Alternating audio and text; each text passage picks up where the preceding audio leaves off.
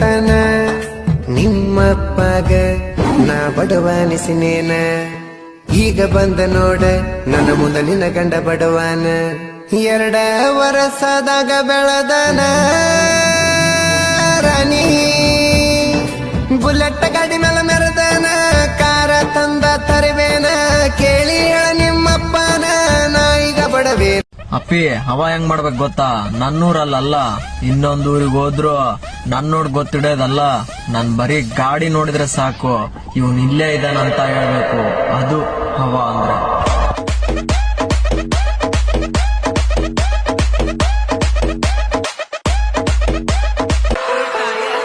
ಏನಂತ ತಿಳಿದಿ ಡ್ರೈವರ್